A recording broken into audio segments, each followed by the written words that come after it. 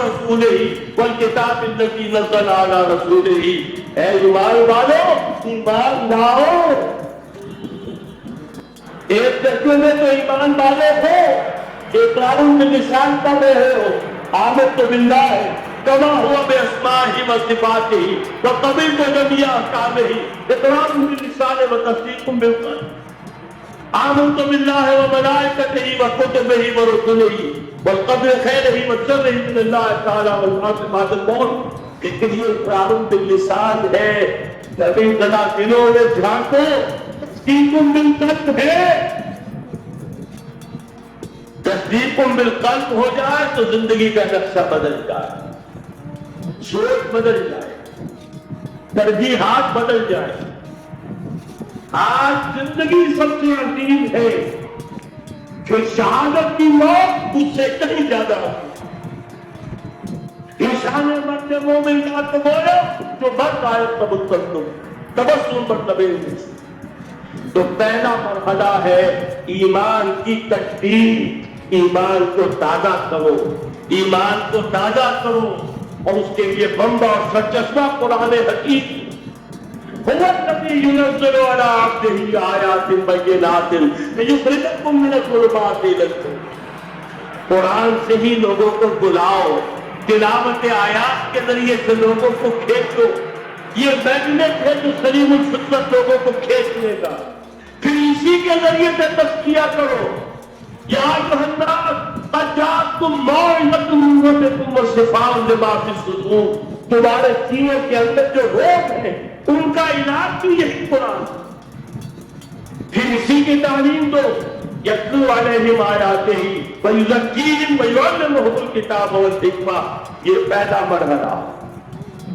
دوسرا مرحلہ جو ایمان اپنا تازہ کر لے، شعوری طور پر اللہ، آخرت، رسالت، قرآن، محمد رسول اللہ کی ختم نبوت، اس پر ایمان لے رہے شعوری طور تجدید ایمان.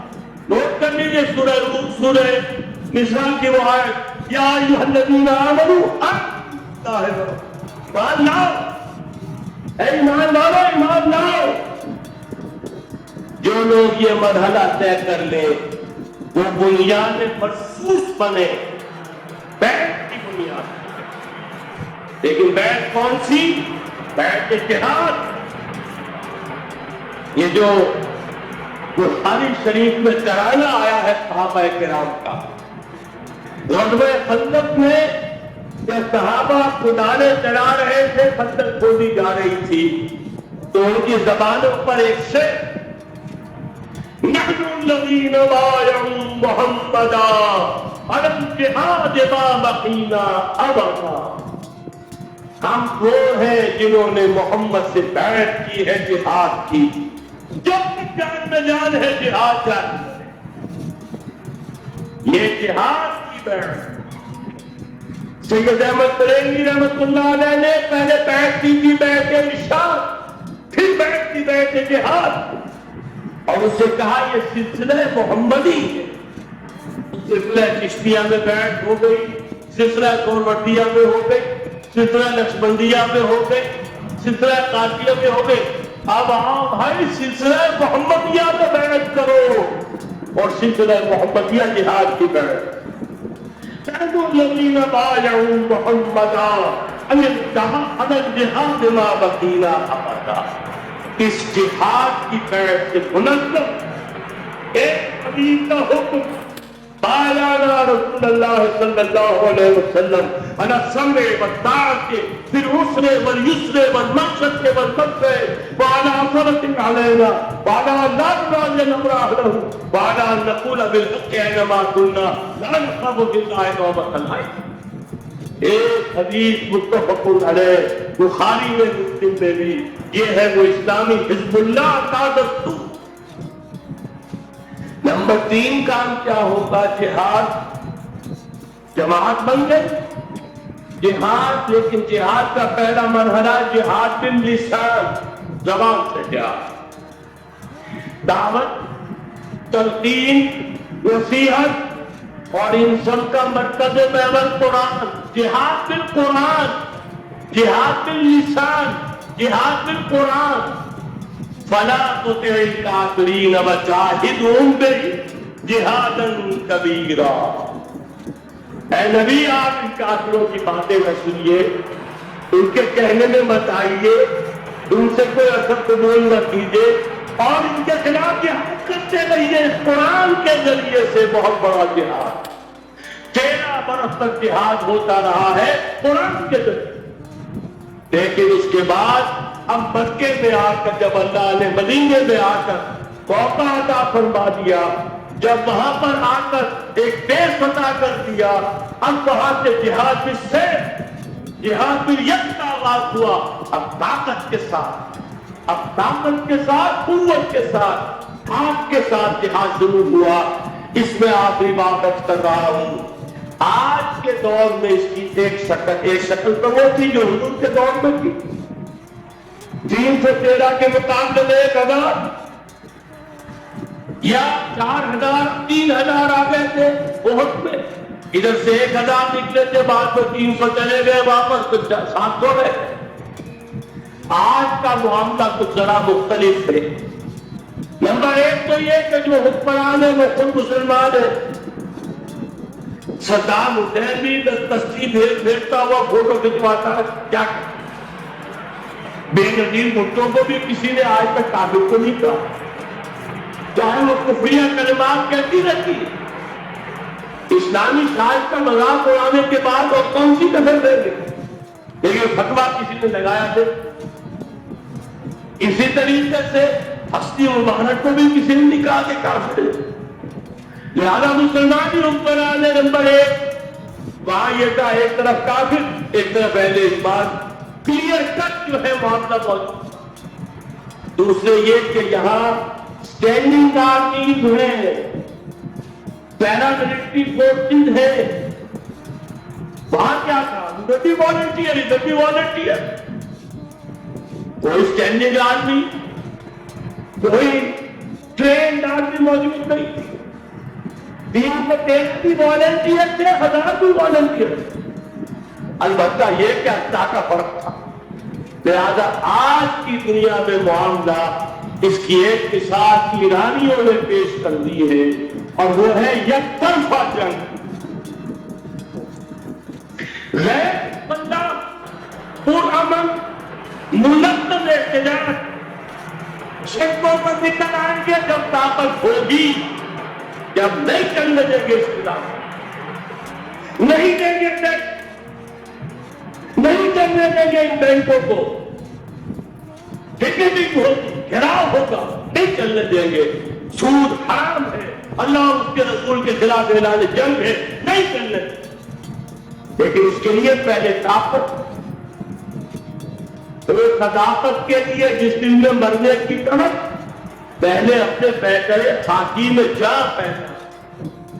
محمد عربی نے مکے میں نہیں شروع کر دیا تھا جہاد صلی اللہ علیہ وسلم، حالانکہ 150-200 آدمی سے وہاں بھی موجود تھے. لیکن یہ کہ نہیں، آپ حالات عالم اسباب ہے، اس کا جائزہ لے کر کوئی قدم اٹھائیں گے. قرآن میں خود کہا گیا ہے، اے مسلمانوں پہلے تم 10 پر 1 بھاری تھے، اب تمہارے اندر الان فیکم ضعف، اب کچھ کمزوری آ گئی ہے، اب 2 پر 1 بھاری ہے.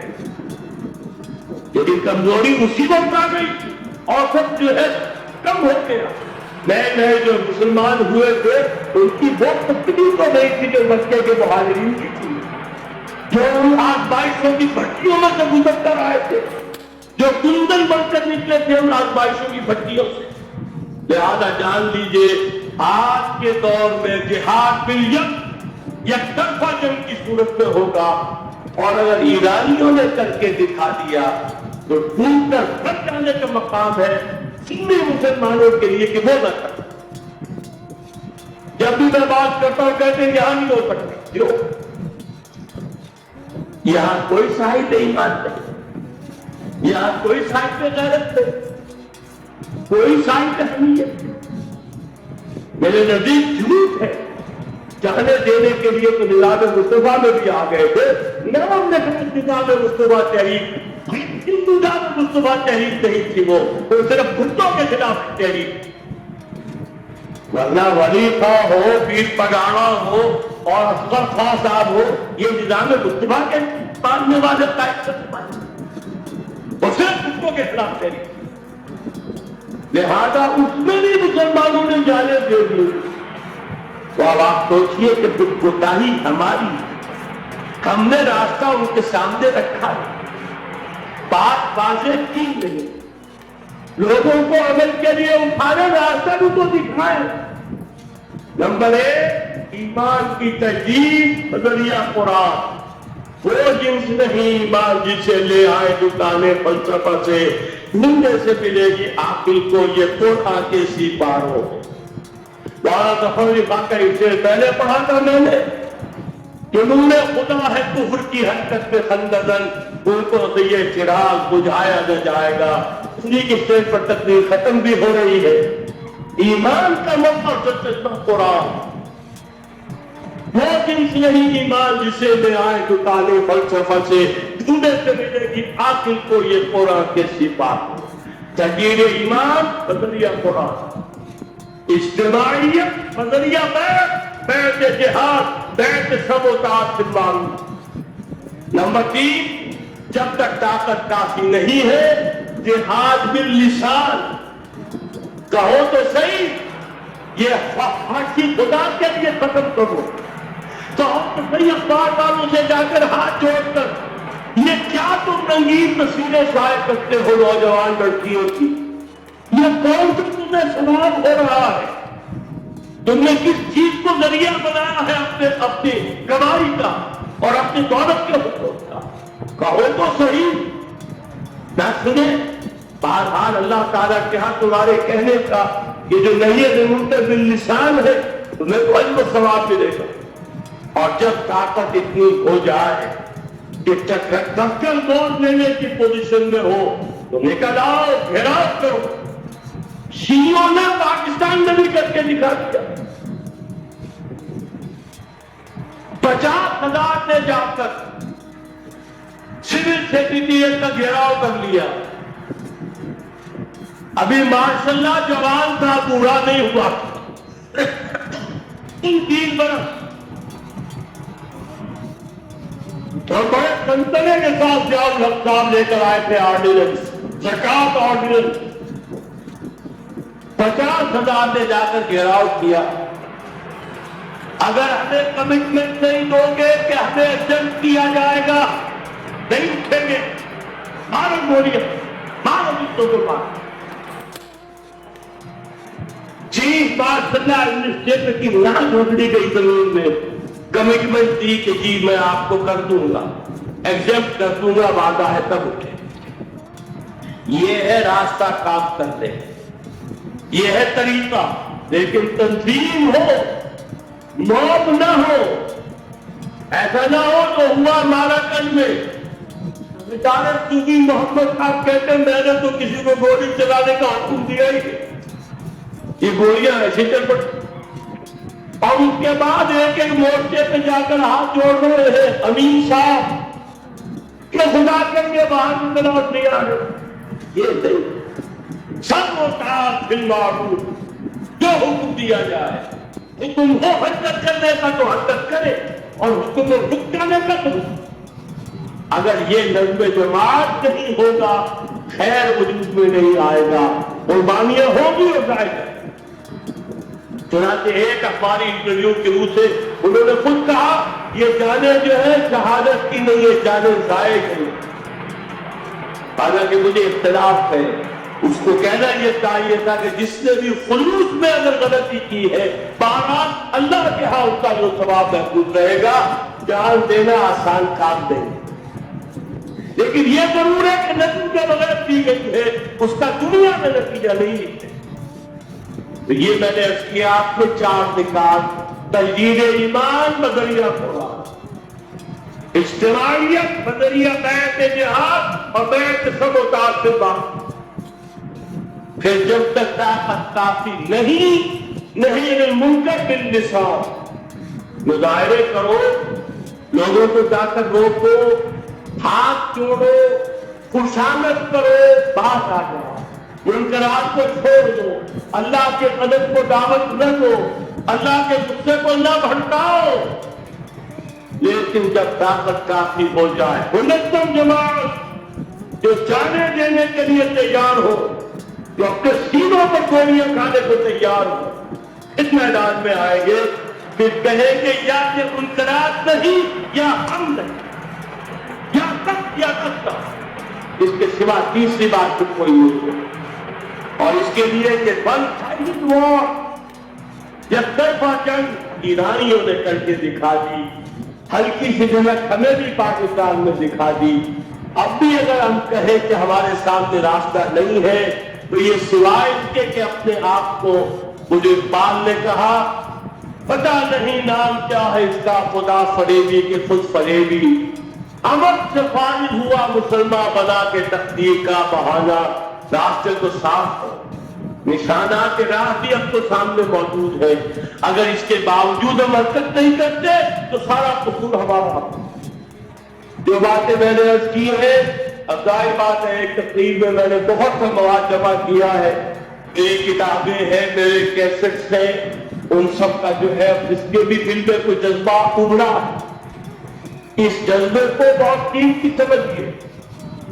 اس کے بارے میں اقبال کا ایک خوبصورت شعر ہے، آرزو عورت تو پیدا ہو نہیں سکتی کبھی، اور ہو جائے تو مر جاتی ہے یا رہتی ہے خواب۔ اس لیے کہ یہ ماحول ایسا ہے، یہاں پوری آرزویں پروان چڑھتی ہے، دولت کی آرزو، شہرت کی آرزو، جائیداد کی آرزو اور یہ اقتدار کی آرزو، لیکن یہ کہ کبھی دینی اگر جذبہ ابھرتا بھی ہے تو ماحول اسے جگہ نہیں دیتا، آکسیجن نہیں ہے، وہ پودا مرجھا جاتا ہے۔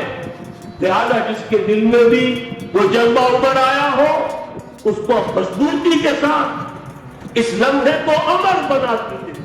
ہندی میں الف لگانے سے فرق ہو جاتا، مر امر۔